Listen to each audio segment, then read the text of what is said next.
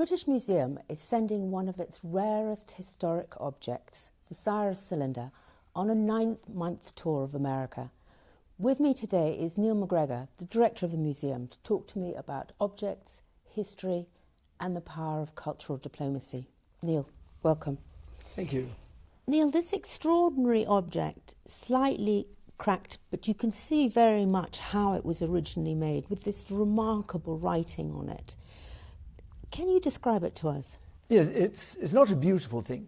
It's about the size of a rugby ball, and it's the shape of a barrel, and it's made of baked clay, and it's completely covered in very dense writing, and it's written in ancient Babylonian. It was made sometime after 539 BC, just after Cyrus and the Persians had conquered Babylon, and it was made to be put at the base of a new building, in this case probably a wall outside Babylon. This is a very, very particular proclamation. What is so important about the wording? This is a very particular one because it tells you what this new ruler in Babylon is going to do.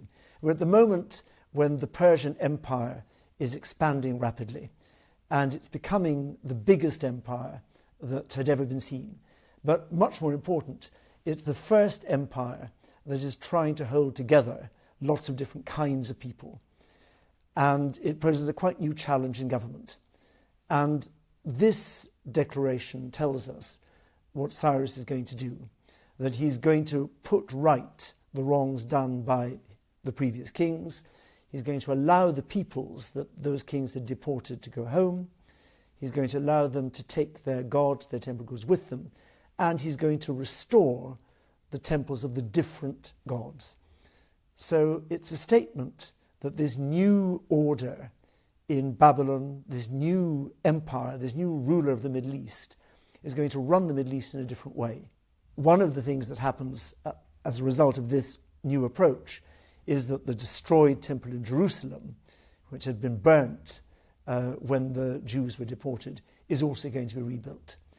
So it's a great moment for the Middle East. It's a new way of thinking about how people will be governed and how religion and the state, the power of the king and the power of the priest, how that relationship will be negotiated. It's been said that it's more important than the American Constitution and even the Magna Carta.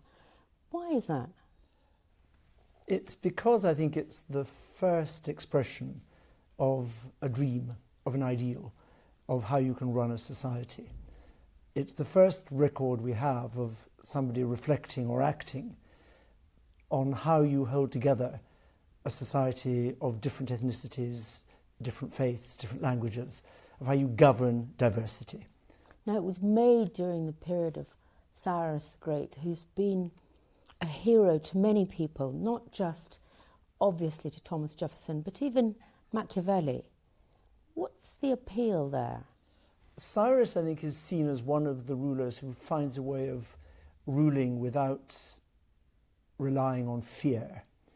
He appears to be able to govern by consent, by making the right kinds of concessions to keep enough people on side. That's why I think Machiavelli is interested in him.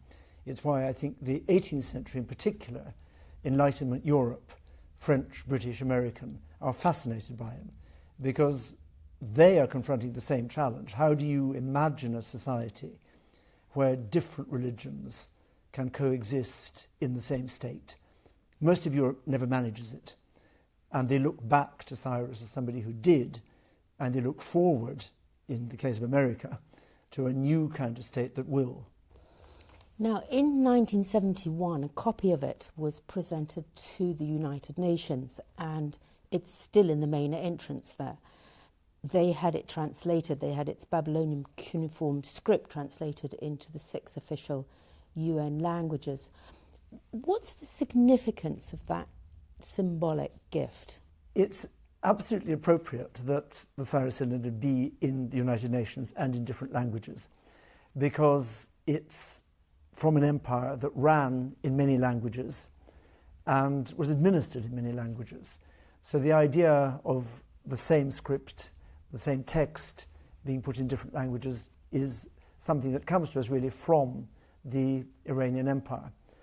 But beyond that, what is so striking about the Cyrus cylinder is that, as far as we know, it's the first statement where the ruler allows deported peoples of all kinds, not just the Jews, to return to their homelands. And to that extent, it is a very early formulation of a notion of human rights, not individual rights, because the Cyrus cylinder isn't about individuals, but about the rights of communities, which is something that, of course, was very fundamental to the early phases, particularly of the United Nations,